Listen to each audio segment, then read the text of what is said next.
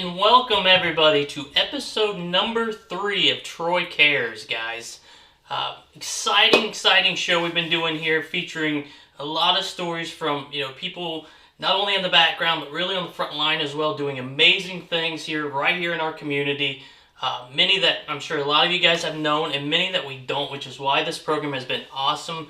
I know for myself, I'm getting a lot from it, learning a lot from these people. And just, again, not only what they're doing during this pandemic, but also what they've been doing in our community for a long time and will continue to do. So it's been great, and I hope everybody's enjoying it.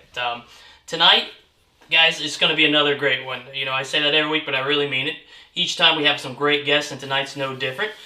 We have Melissa Kleptz tonight from the Troy Foundation, which has been doing amazing things for many years here in the Troy community.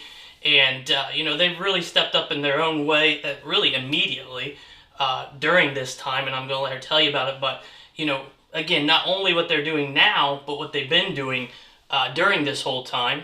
And we're going to bring Melissa in here in 1 second here. Whoops. Okay, and welcome to the show, Melissa. Well, thanks for having me, Ryan.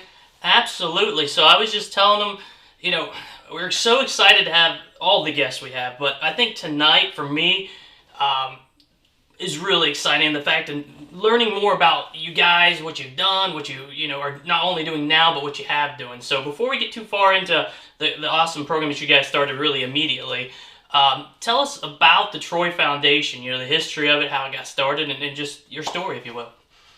Alrighty. Well, the Troy Foundation was started in 1924. Back in the early 20s, at 1914 to be exact, the first community foundation in the country was started in Cleveland, Ohio. And the Cleveland Foundation now is over $2 billion. But a lot of communities followed in those footsteps. Troy being a smaller community, probably one of the first smaller communities to start in 1924. And we operated in a trust format, which, was back in the old historical times of community foundations. And we're operated out of the trust department of what's now U.S. Bank, but was started at First National Bank and Trust Company. So we have been in existence for 96 years. The community foundation world celebrated 100 years of existence a couple years ago. And really, we're one of over 700 community foundations in the country. And we do work that supports the quality of life of the residents of Troy. Awesome. So tell us a little bit about some of the grants that you guys do offer and some of the things that are out there for businesses and what you offer there. Okay. So as a community foundation, we're a public charity, and we provide grants to nonprofit 501c3 organizations. And although the organizations can be outside of Troy, when they apply, they have to show some sort of connection to benefiting the residents of Troy. Okay. And so we fund, as I said, providing quality of life dollars. And so quality of life to you or I could be recreation or arts and culture or education. But quality of life to some would be, food, shelter, clothing, those kinds of things. And so we fund all over the board as far as, in the different fields of interest. Okay, perfect. Yeah, absolutely. Tell us a little bit about where some of the funding's coming from. So how, where's all the funding coming from and the money that's in there to give out to the organizations? So we are what we call our family of funds. We have over 430 individual funds that we administer. Each one of them has their own charitable purpose. So it may be a business, for example, that may have established a scholarship fund, or an individual donor or a nonprofit organization. We hold organizational endowment funds here as well, and administer them and invest them with our investment managers. So really the money comes from all over the community. It may be businesses, individuals, other nonprofit organizations, but the majority of it comes from individuals. Okay, perfect. Can you give us an example, maybe one or two things that, like projects or things that people might know about and they just didn't even realize that the money, helped fund that project? Sure. I'd like to say that we probably, our grant funding probably touches pretty much every resident in Troy without them really recognizing that. Anywhere from the concert series that we help to support with Troy Hayner and the Troy Main Street program downtown Friday's Proudy. And we help to fund that, those free concerts, to things that the sculptures on the square, for example, or several years ago when the Lincoln train and the Lincoln statue came. Those are the kinds of things behind the scenes that we can help to fund. I like to think of, and I think our staff does a great job of considering the nonprofits as our grantee partners. I think they have the expertise to bring to the community either the services or the events or programs that they know are of benefit. They know how to deliver them. We don't. So the connection is that our distribution committee reviews those requests. And I'll be real honest with you, I've been here for almost 25 years, and every single committee that reviews those, it's like they're spending those dollars out of their own pockets.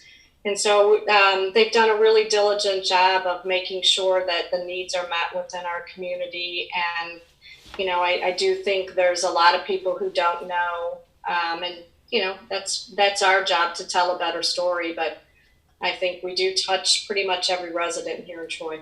Absolutely, I would totally agree with that. And, when you mentioned that Lincoln train, that was one of the coolest things. I think I could speak for myself, and I'm sure many others that came around. That thing was really cool. So from me, I appreciate you helping bring that to town for sure. And that was such a great example of, at the time, the Visitors Bureau found out that it was going to be available and jumped on to find out what its availability it was. And we were able to secure that with some funding that was outside of our regular grant cycle to make sure that we were able to provide that here. And you're absolutely right. It's probably one of my most memorable grants as well. Absolutely. So you touched on that just now, grant cycles. So tell us when the grant cycles are. So we grant 4 times a year, so every calendar quarter. The meetings are March, June, September, and December, with our grant deadlines being the month before. So for our June meeting, for example, May 15th would be the deadline to submit for a nonprofit to submit an application. And I'd like to say that we have enough money to fund every worthy cause, but unfortunately that's not the case. Sure. So again, it goes back to that distribution committee really diligently looking to see where the biggest bang for the buck is, so to speak, as far as, is it a new service, or how many people will it service if we were able to fund it. So it's difficult to, when you say quality of life, most nonprofits have a specific mission that they serve. So it's either to feed people or to clothe people or whatever their mission may be. And so ours, it's a fine balance of really how we contribute to the quality of life in Troy. Absolutely. So how's the application process go? What if I was one who was looking for a grant? What's something like that look like on the application process? Sure. Well, we provide the application online on our website under applying for a grant. It's a pretty simple format. We provide the guidelines that literally, if you walk through the steps within the guidelines, you pretty much have created your application. Our staff here, our program officer, Lisa Reynolds, is always available to answer questions, as well as myself. We prefer to, have somebody pick up the phone and, ask those questions rather than having something submitted that might not meet the qualifications or, incomplete. And so we like to not necessarily handhold, because most of the nonprofits are pretty educated on how to apply, but to help be a guidance through the process. Okay. Okay. Great. So let's go back. I talked to you earlier today, and me and you talked about kind of more of the history of it and everything. And the one thing that you did mention to me is that you were the very first employee, if you will, for the foundation. So talk on that and tell me, kind of where it's at now as far as how many employees you got and such.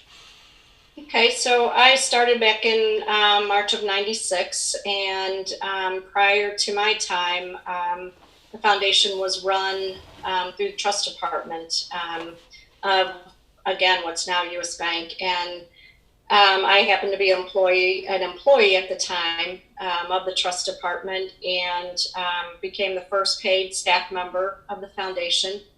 I was by myself for about 2 years, and when we moved here to the building in '06, we then added our third. We had an admin, and added our third staff member, and we are now at 5 full-time and 1 part-time staff member.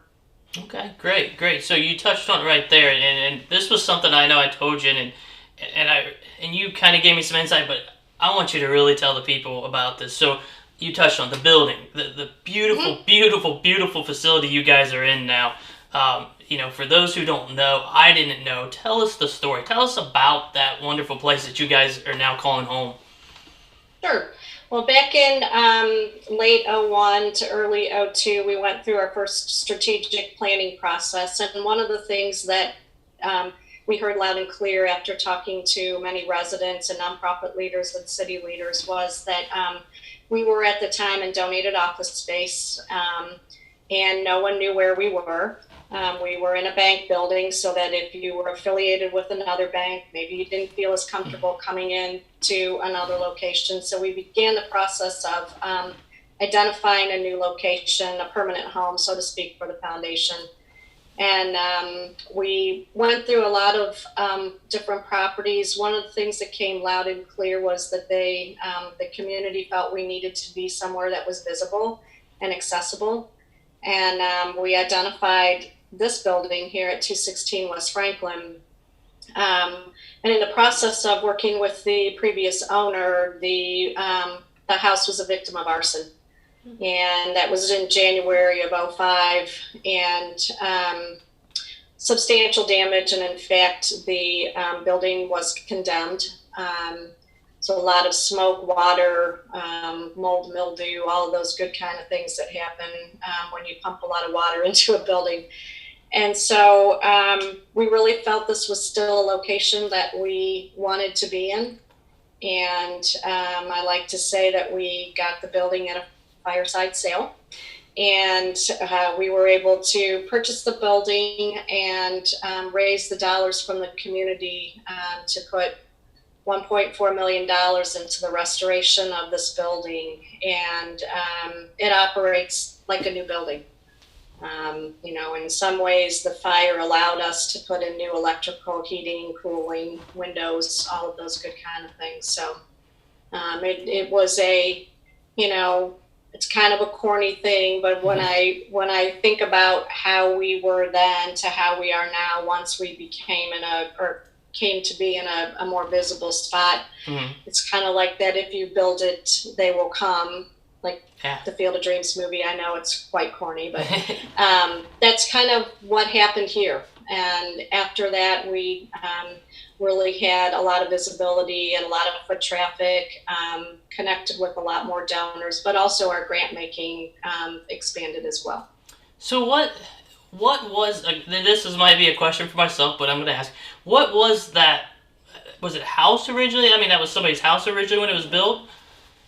Yeah, it was. It was built back in 1921, completed in 1922. It's an example of the Georgian revival style of home, and they estimate at the time it would have probably cost about $250,000 at that time to build the building. Wow. It's built on a double lot, and if you're familiar with our area, there's an alley that runs behind our building. We're kind of landlocked back there. But there's a house that's to the back of us that was actually sat on this property and the house was moved when Wow. this house was built Really? back in 1921. And so the house was built by Herbert and Adeline Johnston, and Herbert was Hobart, a president of Hobart Corp at the Oh, okay. time, and many people are familiar with the KitchenAid stand mixer. And that's probably one of his largest claims to fame, although he had over 300 different patents under his leadership Wow. when he was with Hobart. So they lived here, raised their family here until 1965, and then the home was purchased by another local family, the Stubbleton family, and they lived here until we then purchased it. They had vacated the building prior to that, and then we purchased it after the fire. Okay. Okay. Well, thank goodness you guys preserved that history, really, of Troy. Not only makes a great home for yourself, but keeps that history here that shares a lot of history with Troy. That's right. Absolutely. So tell us a little bit about the space as far as how you're using it. You got however many offices in the top, bottom. How's the building kind of used for? So it works out perfectly. It actually has a third floor, which used to be the maids' quarters, and that is vacant right now, which will maybe someday be an expansion for staff down the road. Sure. But the second floor has 4 bedrooms, which became 4 offices. My office that I'm in now connected to one of the other bedrooms, which they thought was probably the nursery, so this would have been the master bedroom. Kind of had some features that were beyond their time a little bit at that time. There was a Jack and Jill bathroom that was accessed only from the front 2 bedrooms. Okay. And then there was a shower that could be accessed from the hallway. So the other 2 bedrooms would have that access as well. We converted that to be probably our only real modern space where the Jack and Jill bathroom was, and it serves as our work area, the files and things like that. And then our downstairs, we were able to restore it. One of the beauties of the project was that Patrick Kennedy from the local history library was able to obtain the original plans for the building. Oh, wow. Kretzinger was the architect, and he was significant enough from our area that Wright State University had archived his work. Wow. And so we worked off of the original hand-drawn plans, or we didn't, but the contractor did. And so what you see on the first floor would have really been, even to the depth of the crown molding and the dental work above the doors and things like that, would have been what you would have seen in its day. Wow. Wow. How fortunate were we to have original plans archived somewhere for that. Wow. Absolutely. So what was the total time of renovation, start to finish? A year and a week. A year and a week. Were you shooting for that year? Like, come on, we can do it in a year. They told us a year, and we thought there was no way they would get it done. I learned things during the process that I'm not sure I'll ever learn or use again in my lifetime. But if you need to know how to get rid of smoke, mildew, mold, you let me know. I'm the person to call for that. I'm not coming over. I'll just connect you to who you need to talk to. Good to know. Good to know. You're more sources than just a grant. All right, we got you. All right, well, perfect. Well, let's talk about the Troy Emergency Response Fund that you guys basically started really right away. So tell us about it. So that we don't have to keep calling it that long name, we just refer to it now as the Turf Fund. We really early on knew that it was going to hit our community hard as far as those that are most vulnerable, maybe that were already homeless, but potentially loss of jobs and things like that, as well as access to food. And so we initially set aside from the Troy Foundation $100,000, and it was to be a type of fund and a type of process where nonprofits didn't have to think real hard about what it was that they needed to put together to request funding. So It's basically an email. It's a letter that they can email. It's a very quick process. It's a short process. And we have since then invited others to help us fund these requests, and we have received money from the city, for example, from all of the service clubs, Rotary, Optimist Club, and Kiwanis have all participated in large ways. There'll be an announcement maybe later tonight or tomorrow of another large gift that's coming in.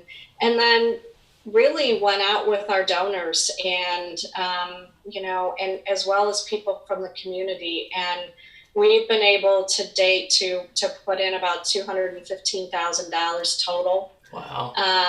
And we have already granted out slightly over $76,000.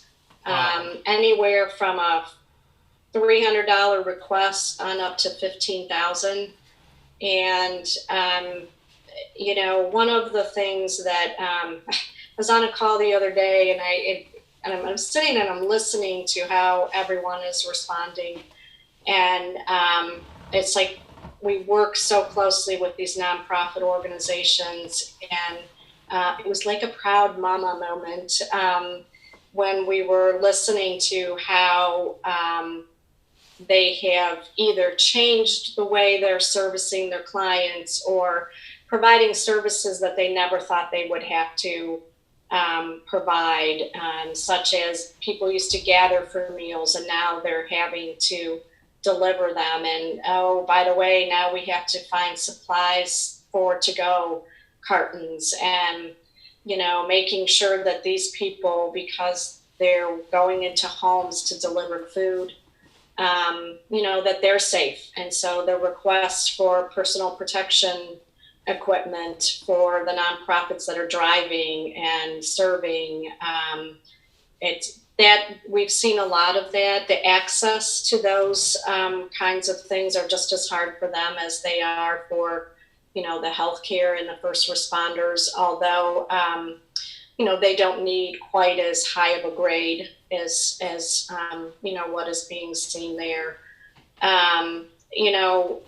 One of our local businesses here, well, New Carlisle, but Indian Creek Distillery, turned over one of their production lines and started making hand sanitizer. And we contacted them right away, and we were able to, they donated 100 bottles of their sanitizer that we've been providing to those folks that can't have access to it.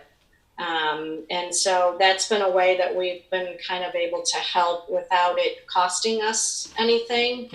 I was just on a call again this morning, and there's a couple of local restaurants that are willing to either donate the to-go containers or help to provide access to being able to order them. So lots of different things are changing in the way services are being delivered. A really neat story, one that was early on for us, Isaiah's Place, which is a foster care agency. They realized right away that they weren't going to be able to make contact with their foster care children in the homes like they would have been, and have that safe for their workers, and requested tablets. And they placed tablets in homes where there wasn't any other form of video communications. And I got a call from Bob Leibarger, the director, and he just wanted us to know that not only was it serving the exact purpose that they intended it to do, but Troy, Ohio's foster care agency was ahead of anyone else in the state. And it was because we were able to quickly be able to provide them the money so that they could do that. So, seeing a lot of changes in service delivery. The Recovery Council, for example, can't meet in person, but has to do some things in person. And so they're, adding technology and offsite working with their staff as well. So, the people who need help are being cared for just like they would have been Yeah. in a normal time, obviously in different ways. But food access has been, obviously an issue. And I'll do a little plug right now, but on April 25th in Piqua, at the Career Center, the Miami County Food Insecurity Committee, in conjunction with Shared Harvest, they are planning to have food for 2,000. They Wow. served Okay. 1,000 in March, and they're planning to be able to serve 2,000. So, like I said, there's nonprofits are reinventing themselves to continue to provide a level of care and a Hmm. level of service that is amazing for our residents of Troy. And how long do you guys plan to have this? We'll call it turf fund out for. How long is that going to extend for? I think it'll be here as long as we see the trickle down effect. I Okay. think if unemployment rises, you're going to see more need for rent assistance, utility assistance. The need still for food access and things like that. Hmm. And I think that the nonprofits that have had to cancel fundraising events, for example, their funding automatically is going to be down, and they may be spending more money providing the services in a different way than they normally would have. So, I think that our funding will probably help to, it could go on for the rest of the year. Okay, great, great. I think the important thing here is that you guys didn't waste any time, right? You went right to it. You got this fund going, right away. Number one, and number two, it's not a long process for these people to get it, because I think you guys know as well as many of us know that the time is now. They need the money now. Coming in weeks or months or whatever it's too late. They need it now. So great job getting it started right away. But not only that, but getting it distributed right away. Thank you. Yep, we're really proud of the work we're doing, and it's the committee. We got 2 requests to this afternoon, and by the close of business today, we had already made the decision, Wow. notified them, the checks will go out tomorrow. Wow. Wow. Okay. So what's the committee look like then? I mean, your normal committees, right? Board of directors or whatever sit down and go over this, but what's it look like with these kind? Who's meeting? Who's deciding that kind of stuff? A good question. So when the board approved setting aside the 100,000 to create the turf fund, they granted authority to me to do the grant making, which is not a normal role. Typically, the distribution committee Mm-hmm. is in that role, Mm-hmm. and so our staff here is meeting on a regular basis. Sometimes it's via email. Today's meeting, we are able to social distance in our meeting. To be able to review the grants that came in. So it's the staff, we deal with the nonprofits, we work with them all the time. Mm-hmm. And so we feel like, there's a trust relationship that we have with them and they have with us. So the process works really well because we already know them. Sure. Sure. It makes sense. So tell us about some of the things that have changed for you guys during this. I'm assuming maybe more of these kind of things right here, some Zoom type things. What all has changed in your guys' environment there? Well, we're closed to the public, which, I think that that's probably been one of the hardest things for our staff. We're used to people popping in and out, whether it's a donor or a grantee. So that lack of face to face, Yeah. just like everyone else is dealing with, honestly. But so we don't have remote access, and our building's large enough and our staff is small enough that we can social distance. We all overlap on Wednesday, and then we have staff that comes in at the beginning of the week and the end of the week. And so that there's a continuous level of service still being provided. Mm-hmm. Because to be honest with you, there's still other work to be done. Sure. We're still doing our grantee requests from our donors, Mm-hmm. they're still making gifts out of their funds. We're accepting gifts in. Our program officer was smack dab in the middle of our scholarship process when all of this happened. Yeah. And we award about $650,000 a year in college scholarships. Wow. And so she's reinventing herself to have committee meetings, the different scholarship selection committees. They're meeting via Zoom. They're either social. There is one that is opted to do a social distancing meeting, which again we can accommodate that. Mm-hmm. So yeah, lots of calls, lots of emails. Mm-hmm. I don't think we're any different. I think when we all go home at the end of the day, I'm not going to lie, Ryan, when I thought I had to come back and be on another Zoom call today, it was hard to get back in my car and come here tonight. I'm glad I did. No, this is an awesome opportunity. But yeah, I think really no different than anyone else. I think everybody, we talked about it as a staff, and you have your good days and you have your bad days. Some days you deal with it a little better, mm-hmm. depending on what's going on in your own personal life at home as well. Absolutely. Another question I was thinking, do you guys work with the county foundations from time to time to do like a joint grant kind of thing, for a larger project? Is that a common thing for people to come in and say, we're going to take a little bit here, but then we're also maybe getting a little bit from this county or the Miami County Foundation? Yeah, so Miami County is a unique county where, as a county of 100,000 people, we have 4 community foundations. You've got us, Piqua, Miami County Foundation, and then the TIP Foundation is mm-hmm. under our umbrella here as a component fund. Okay. And not only that, but there's several family foundations, and there's, the Duke Foundation is a large funder in our area as well. Mm-hmm. And then, right now you have the United Way of Miami County, and they've been granted money through Meyer. Okay. So I was on a call yesterday with United Way with Sean Ford and Richard Bender, kind of talking about, it's we don't want to overlap, and it's not of any sort of feeling that anyone's trying to buck the system. But to be honest with you, when the grantees are applying, they do need it quick and they need it fast, and so why not send it to everybody that's got money available? I know the Miami County Foundation set aside money as well, and so.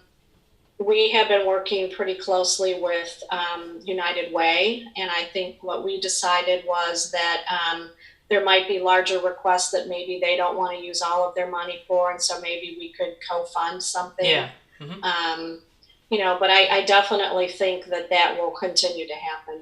I mean, we have to. I mean, I think it's one of those times where, collaborating to make sure that the needs are met is just how we're going to get the work done. Absolutely. And I know I speak for everybody, so thank you much for doing that. Absolutely. So if you don't mind, I'd like to put it out there for anybody who might have some questions for Melissa. Please fire them at us. She's here. She can answer questions if you have questions on grants or just really anything for the Troy Foundation and anything they do. Go ahead and fire them our way. While we're kind of waiting for that, what's a good web address to get a hold of you? What's the best way to get a hold of you guys if they do want to check out more information on you? So we have a website. We're also on Facebook. Our website is thetroyfoundation.org. You can find out information on how to donate, especially through the TURF Fund, but also how to apply for grants. If you are thinking about, I'd like to maybe connect and be a donor and have my own fund there. There's information on there. So that's probably the best way. We're using Facebook more as the informational and sharing of what's going on within the community, especially right now. Okay, perfect. Questions? I have one from Heather, okay. And she's asking me if you could explain a little bit about the Apple grants for the local school teachers. Sure. So, I think it's probably been at least 5 or 6 years now. We have set aside funding in the amount of $20,000 for Apple grants for teachers. And so they can apply for up to $1,000. And we're looking at how that might have to work this year, to be real honest with you. The money was set aside, and the process probably with teachers not in school is something that's going to be very doable. And to be honest, I'm not sure teachers are even thinking right now about how you even think about what the fall even looks like at this point. So we're actually talking with the distribution committee. Typically, the applications from the teachers would be due for our June meeting, and they would be reviewed and released at that time, so that the funding would be in place when school would start. So I would say that probably stay tuned. There will be a process, but I'm not sure what that's going to look like, but I'm hoping to know that within the next couple of days. Okay, and you say those are up to 1,000 they can get to? Correct. Yeah, and they do anything from, equipment in their classrooms, some special curriculum that they might want to do, field trips, those kinds of things. It's kind of the things that are not within the normal budget. Sure. I have a feeling you might be getting some more maybe on the technology side as we go forward here. Yeah, I agree with that. Yeah, absolutely. Okay, any other questions for Melissa? I think that was it. As of right now, yes. Okay. Well, perfect. Well, again, thank you again for getting that fund started so quickly, getting it out to businesses, decisions the same day. Wow. That is awesome. And just everything you guys do for the community, for Troy, what you have done, what you've personally been doing since your start and continue to do, and, and keeping that awesome building and keeping it here in Troy, keeping it something that we can all preserve and really enjoy. And I'm glad you told us more about it, so we really get to know, more about that, because it really is a piece of history here in Troy. Absolutely. Perfect. Well, is there anything else you'd like to share before we sign off with you? Our doors are open. If you have questions, if you'd like to participate in donating to the Turf Fund, if you're a nonprofit and, you're struggling with how to make ends meet as far as meeting the needs of those you serve, definitely. My email is on the website. Please feel free to reach out to us. Sometimes people look at foundations as being a place where only wealthy people might go to be able to do their charitable work. And by no means is that the case here. We have a lot of every dollar within our funds helps to make a true difference within the community. So, if you have any questions, please feel free to reach out to us. Absolutely. And one more time, that web address? TheTroyFoundation.org. Okay, perfect. Thank you, Melissa. It was a pleasure talking with you, and continue the work. We'll let you go. All right. Thank you. Thank you. All right, guys. So another great interview from Melissa Kleptz and her foundation, just doing the amazing things that Troy does, with the grant cycles and getting grants out to all the nonprofits, and even more, getting that turf fund set up right away, getting those dollars to those businesses when they need them, which is now, not later. I know that's really helped those businesses out a lot, and they're going to continue that. It sounds like as long as those businesses might need it, or as the thing starts go, which who knows how long that's going to really be. We're going to bring in Kathy here in a second from the chamber to kind of give us an update on what's going on in the chamber and what's going on in the city. I know she's probably got a lot of good updates for us, so we're going to bring Kathy in here. So hello, Kathy, how you doing tonight? I'm good. How are you? We're doing good. So we just had an awesome interview there with Melissa Kleptz and all the great things that the Troy Foundation is doing, which I don't have to tell you. You know that well enough. Yes, I do. Yeah, they are quite an asset to our community. Absolutely. We're very fortunate, like a lot of things we have in Troy. So get us up to speed. Where are we at with you guys here? Well, I just wanted to update people. I mentioned last week when I was on that there's a group of us community leaders that meet once a week. The health department is on. So I just wanted to make sure that people do understand that we do have community spread in our neighborhoods. So it's important that we are still social distancing, following the orders, washing our hands, if you can, wear a mask. It's just really important. And know that the health department is tracking those cases. They are checking to see who they've had in contact, who they've been in contact with. Because I know on Facebook there was some thought that they weren't doing that. So they are definitely doing that. They're doing their best to keep us safe. And just want to make sure that everyone does understand that. That's why we have all been asked to stay home. And, you know, again, we're doing this so that we can keep everyone healthy. And we'd like everyone to do their part so that our businesses can get reopened and we can get back to normal. Right. Well, what that normal is, we'll find out, won't we? Right. Well, perfect. Well, you Right. guys are continuing to do, you know, all the great things on Facebook. I can't say enough good things about the takeout blitz and all this. Have you been getting feedback from the businesses? Is that really helping them? I hope it is. It seems like the amount of response I'm seeing online it is. It definitely is. It has definitely helped them. They have been amazed by the support, especially in that group, the Troy Takeout Blitz. Yeah. The interaction with the restaurants has been great. That's another thing I wanted to mention. I mean, many people are receiving their stimulus checks now. And obviously we know that some of the people listening are going to need to use that for rent or utility bills, but not everybody. So the purpose of that is to stimulate our economy. So if you are able, we just ask you to think local and to shop local during this time. Yeah. So we have the restaurants, we have bookstores that are still doing sales, boutiques. So we, again, have this page, Troy's Open for Business, trying to connect the public to those businesses. And you're going to see us ramp this page up a lot in the next couple days. And we are currently having a promotion. So if we can get to 800 likes, we have 2 gift cards that we're giving away. So Okay. if people are listening, share our page, like our page, because we want to give away those gift cards so that you can go out and support local businesses. Absolutely, absolutely. And you guys do a good job at keeping a list going. I know there's usually a downloadable list of, you know, restaurants are open if they're doing takeout, they're doing, you know, call-ins, delivery, whatever, and the same with businesses. So, you know, it's important to let people know that that list is out there, guys. Just go to it. They do a great job of keeping that up to date constantly. Yeah, thank you. And I'd also just like to add that if there's a business that we're missing on the Troy is Open for Business page, just reach out to us, message us, and we'll get it updated and get you added.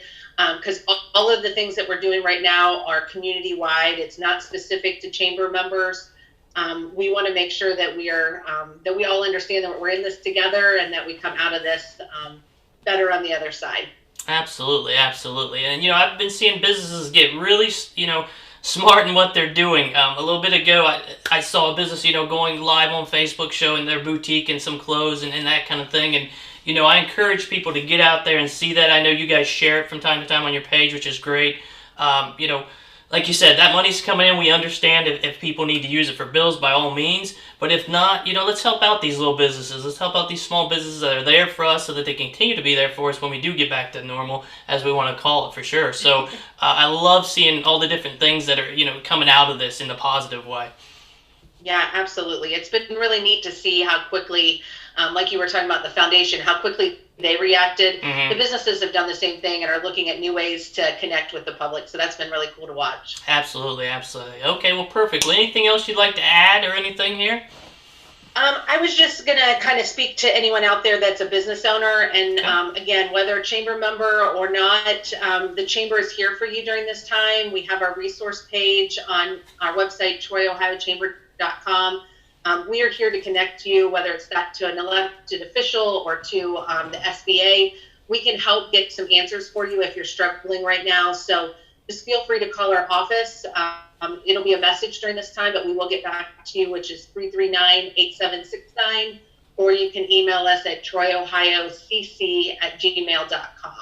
Perfect. So you just, And then, I'm sorry. go ahead. You just talked about the SBA there a little bit. So can you give us an update maybe on how that is working? I mean, are those kind of coming around? Is the money there now for people? Do you know? We are hearing that people have had deposits in their account. Obviously, it's been frustrating because it changed over and over again. It does seem like right now they're in, final ruling and that things are coming together. Who knows? There could be another phase and some additional funding. But it is coming together. And I would just say that if you're a business that is still waiting, be patient, make sure you're still in contact with the SBA, or if you're applying for the Paycheck Protection Program, make sure you're in contact with your local banker. It's also always all about relationships during this time too. Absolutely, absolutely. And I know with any of those programs, you know, the paperwork and stuff just has to be that exact thing they want. So I encourage people, if you have any questions, give them to Kathy. She'll help you out and get you straightened out, because the last thing you would do is miss one little thing and then that be the holdup from getting your funds. Absolutely. And I will mention, it's not on our Facebook or on our resource page yet, but we did have a call this morning with the SBA, and he did walk through the programs and answered a lot of questions. Awesome. So that'll be up either later tonight on our resource page, or tomorrow there'll be a replay of that webinar if people need to see that. Okay, great. Well, you and your staff continue doing all the great work and keeping this town running here on the backside for us, and we'll let you go so you can get some rest and get back at it tomorrow. Sounds good. Thanks, Ryan. All right, thank you. All right, guys. So again, a great update there from Kathy and her team. Always doing great things for us. Always getting things going. Keeping everybody updated in the city of Troy. I know I say this a lot, and I truly mean it. We are so fortunate, guys, to be in the city we're in. Not just because of the many awesome businesses that we have here in the city of Troy, but all the people that are working behind the scenes, like the Chamber, like the Troy Foundation, that, you know, have been here for a long time, don't get me wrong, but they're really stepping up when we most need them, and we are so fortunate to have them, guys. You know, they're trying to make this as easy as they can for us to get through this. They're doing so much for the small businesses to help them get through, and I know it's tough times for everybody, but they're doing what they can to make it easy, and I know the businesses feel that. So continue to, you know, go to their sites, go to our Facebook page, look for those open businesses, I shouldn't say visit, but, you know, call in your orders, take out from those businesses, shop those businesses. Like I said, they're doing stuff online now. Boutiques are going online, showing their clothing off, and you can sell right there on Facebook. So if you're new to that, look for that. That's a very cool thing, and just support those local businesses so that we can continue to, you know, get through this all together as a community. So we come out the other side, we come out bigger and better and stronger than we've ever been as a city. Okay, guys? So again, another great program. Join us back here on Monday. We're going to have Natalie Rolfs, the Executive Director for The Future Begins Today here in Troy. So that should be a really interesting interview with her to see what all her program has done and it is doing now. And so yeah, she'll be with us Monday at 7. So guys, as always, take care, stay home, stay safe, check on your neighbors, and we will see you guys next time. All right? Thanks.